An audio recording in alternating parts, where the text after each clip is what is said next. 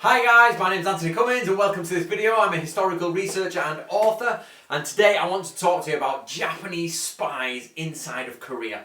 Now I don't mean in modern days, I'm talking about old days, and of course we're talking about possibly shinobi or kanja. Now the difference between shinobi and kanja is, in my opinion, very debatable, and whether the two terms mean the same thing or not, we are unsure. But that doesn't come into this argument because the document we're going to use today is actually in Korean. So an internet buddy of mine called Dale, he gave me the nod to this book, and it's called The Book of Corrections. And it's reflections on the national crisis during the Japanese invasion of Korea, 1592 to 1598. It is in the Korea Research Monograph number 28. Obviously, full academic book, and it's a translation of an eyewitness account from the actual invasion of Korea. So you've got some Koreans there who are watching, and this guy who wrote this, and he wrote it in the late 1500s to early 1600s, and he was actually there looking at the Japanese, and he talks about them obviously as an enemy. Now this is superb because there's nothing better than primary evidence from the enemy, because they hate them and they're going to say as many bad things as possible. So this is called passionate or a dispassionate observer. So a dispassionate observer is someone who doesn't really want to promote those people. So what we have is a lot of ninja documents that are basically, they want to promote ninjutsu. So of course academics say, well, it's self-promotion, we don't like it, we don't like the documents. But here you have a dispassionate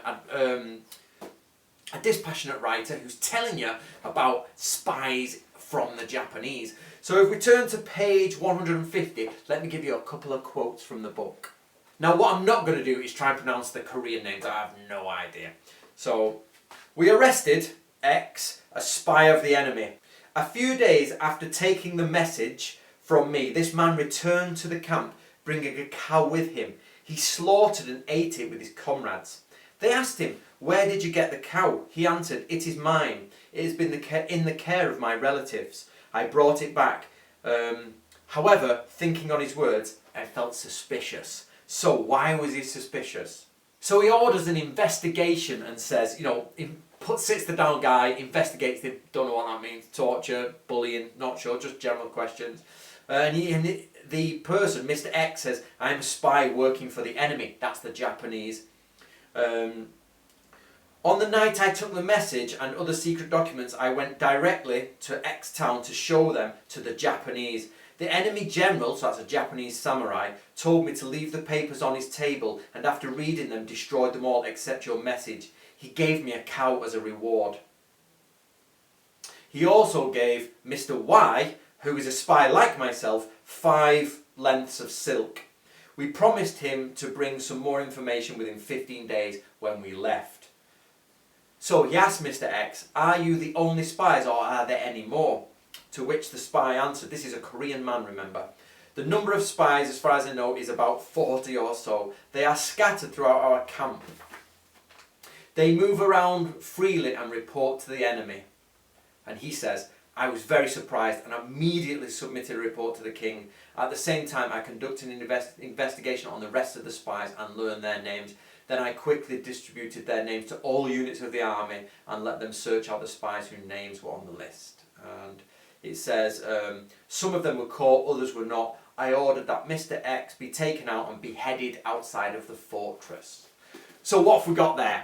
First of all, we've got to establish the difference between, or the similarities between, spy tradecraft and ninjutsu or kanja. So let's go shinobi no ho, the ways and codes of the shinobi, or kanja no ho, the ways of the spy. So what we've got here is classic ninjutsu. So when we go to the manuals, and we've been reading the ninja manuals, for example, True Path of the Ninja today, this is Nato Ryu. So Isui Sensei says, "Kyodo, how to be guided by locals. This refers to situations when you don't know the enemy's district. In the art of building rapport with local inhabitants, be aware that even an idiot living in a region will be more helpful than an outsider." So here we have a Korean guy who's got a cow, he's been given a cow for his thingy, and he goes into camp with his cow and goes, "Where did you get that cow?" It's always been mine." "Right, get in here, get in. And he ends up losing his head because, you know, Isui Sensei is saying even a local idiot knows more than the best general about his own area. He then goes on to give an example of this, and he says that in such an area in Bizen province, such a man was preparing to attack, and he had more than 500 people were stuck on an island, and he didn't know how to get across. So he goes to the local guy and says, how do we get across? Where's the shallows? Where's the best bit for my army to cross?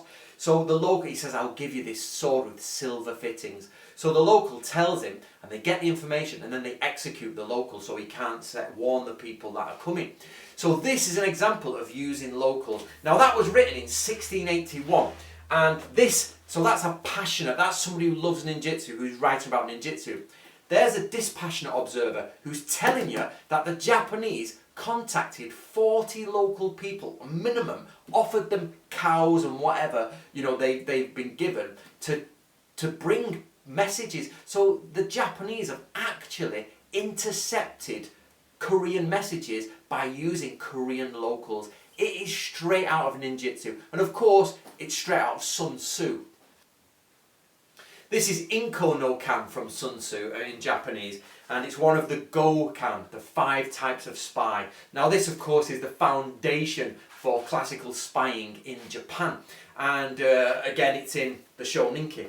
So what this shows us is that you are getting to see realistic examples of the Densho coming to life. This is why these historical manuals are really starting to bring about a more correct image of the ninja. Remember, they're not all perfect. There are exaggerations, or there are, you know, legends inside of them, but we can start picking out the realities when we cross-reference primary sources.